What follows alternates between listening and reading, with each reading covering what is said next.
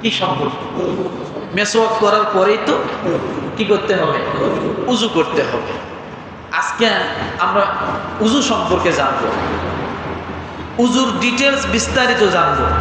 রাজি আছেন? এদিকে তাকান, মনোযোগী হন। এগুলা আজকে আলোচনাটা ফরজ আলোচনা। কি আলোচনা? ফরজ আলোচনা। তাহলে অবশ্যই এটা মনোযোগী হতে হবে।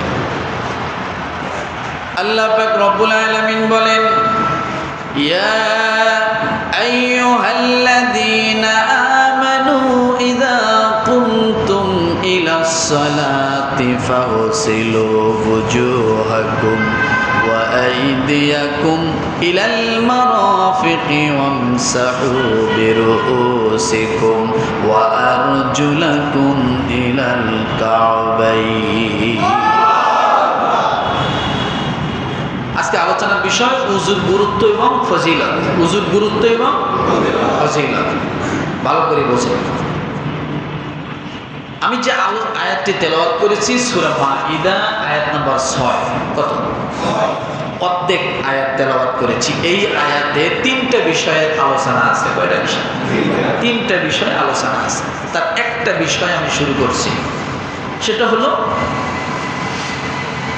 উযুর ফরজ কয়টা? উযুর ফরজ 4টি। এখন অনেক ফিতনা সৃষ্টি হয়েছে। কেউ বলে 6টা, কেউ বলছে 7টা, আবার আরেকজনের কাছ থেকে শুনলাম 11টা। মানে আসলে আল্লাহ যা বলতে চাচ্ছে তার থেকে এরা বেশি বোঝে। আল্লাহ বাইরে যাওয়া যাবে? যাওয়া যাবে? উযুর ফরজ যে 4টি, এটা কোথায় আছে? কোরআনুল কারীমের সূরা মাইদা কত নম্বর আয়াত? 6 নম্বর আয়াতে। এর বাইরে আপনার যাওয়ার কোনো সুযোগ নেই। যদি যান তাহলে এই আয়াতটাকে ওভারটেক করা হবে। কারণ আল্লাহর কি মনে ছিল না নাকি যে আরো 2টা দেওয়ার? আল্লাহ দিতে পারতেন না? তা আল্লাহ তাআলা বান্দার জন্য যা উত্তম তাই তো দিয়েছেন।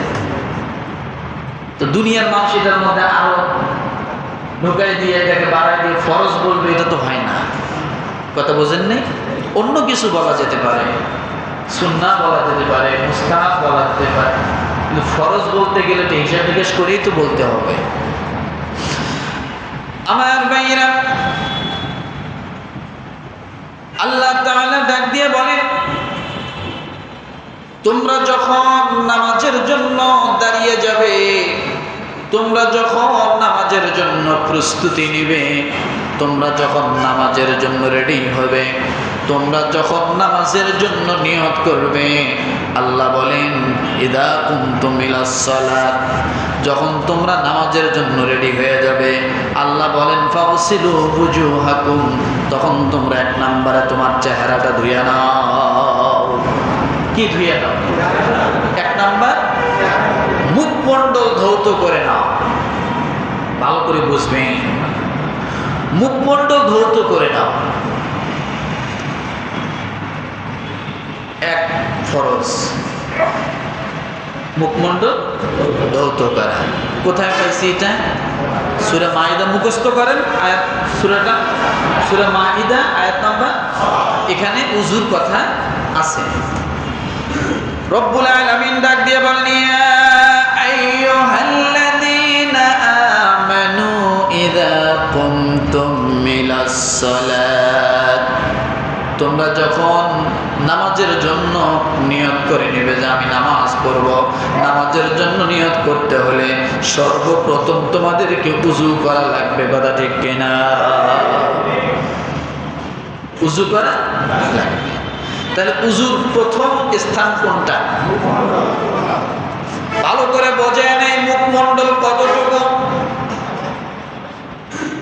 উযুতে 4টি ফরজ, কেউ বলে 6 ফরজ, কেউ বলে 7 ফরজ, কেউ বলে 11 ফরজ, কিন্তু কোরআনুল কারীমে আল্লাহ যে ঘোষণা দিয়েছেন সেই ঘোষণা অনুযায়ী উযুর ফরজ হলো 4টা।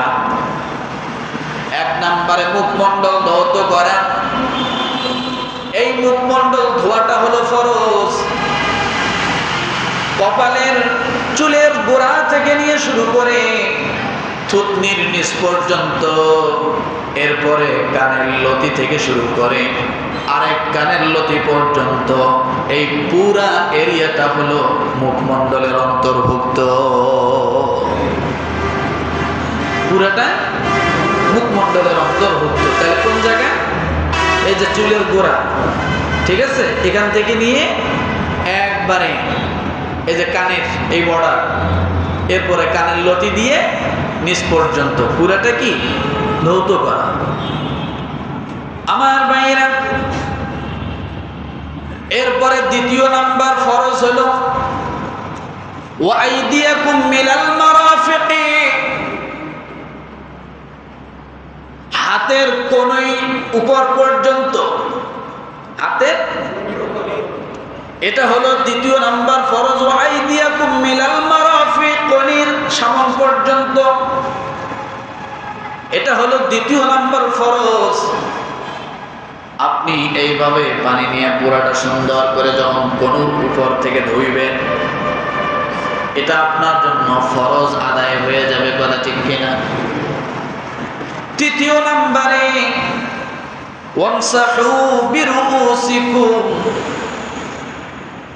মাথা সম্পূর্ণ মাসেহ করা হলো ফরজ। কি মাসেহ করা?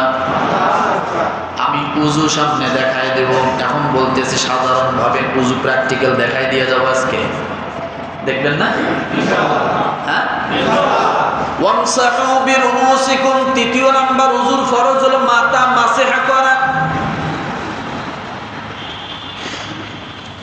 এরপরে ওয়ারজুলাকুম মিনাল কাবাইন, পায়ের টাকনু পর্যন্ত ধৌত করা। এইগুলো চারটা ফরজ। মুখমণ্ডল ধৌত করা, হাতের কনুই পর্যন্ত ধৌত করা, মাথা মাসেহ করা, পায়ের টাকনু পর্যন্ত ধৌত করা। আল্লাহ তাআলা সূরা মাইদার 6 নম্বর আয়াতে এই চারটা ফরজের কথা বলছেন। কয়টা? এই চারটা ফরজের কথা বলেছেন।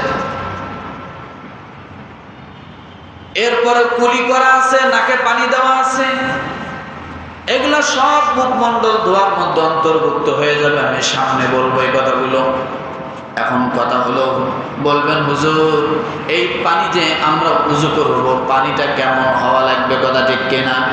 রব্বুল আলামিন সূরা ফুরকানের 48 নম্বর আয়াতে বলবো, হুয়াল্লাযী আরসালার রিয়াহা বুশরাম বাইনা ইয়াদাই রাহমাতি ওয়া আনজালনা মিনাস সামাই মাআন তাহুরা। কোন সূরা? সূরা ফুরকান, সূরা আয়াত নাম্বার কত? 48 নম্বর আয়াত। রব্বুল আলামিন ডাক দিয়ে বলেন, তিনি নিজ রহমত অর্থাৎ বৃষ্টি আসার আগে বায়ু পাঠান। যে এলাকায় বৃষ্টি হবে আল্লাহ তাআলা মেঘমালাকে বাতাসের দ্বারা তাড়া করে সেই এলাকায় নিয়ে যায়। দুনিয়ার কোন মানুষের কাজ না, এটা আমার আল্লাহর কাজ। কার কাজ? আল্লাহর কাজ। যে এলাকায় যখন বৃষ্টির প্রয়োজন আল্লাহ তাআলা বাতাসের মাধ্যমে সেই মেঘমালাগুলো এলাকায় নিয়ে যায়, তারপরে বৃষ্টি দেয়। আল্লাহ বলেন সুসংবাদবাহী রূপে, এবং আমি আকাশ থেকে বর্ষণ করি সব সময় পবিত্র পানি। সব সময় কি পবিত্র পানি আল্লাহ তাআলা আকাশ থেকে বর্ষণ করে। তাহলে পবিত্র জিনিস দিয়ে পবিত্র হয়, কথা বুঝেন না? কি জিনিস দিয়ে পবিত্র হয়? অনেকে ঘুমাইতেছে, একটু ডেকে দেন, জাগনা করে দেন, ঘুমাচ্ছে। আজকের আলোচনা নাকি ঘুমানো, ফরজ আলোচনা। উজু করেন, উজু হয় না, আর উজু না হলে কিয়ামত পর্যন্ত সিজদা দিলে নামাজ হবে না। তো ঘুমাইতেছেন কেন? শরীর ঝাড়া দেন, নাহলে চোখ ধুয়ে আসেন।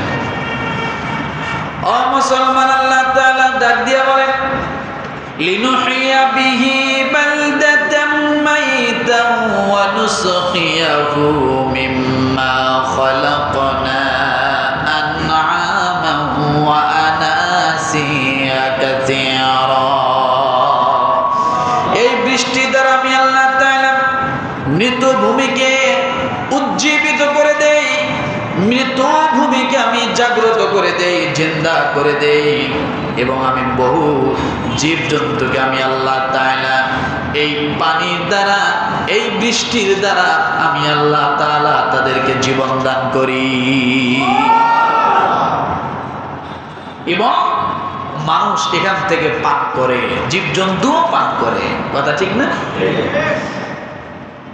আমার ভাইয়েরা, তাহলে এই পবিত্র পানি দ্বারা ওযু। এখন বলবেন ওযুর গুরুত্ব কতটুকু, কেন ওযু করা লাগবে?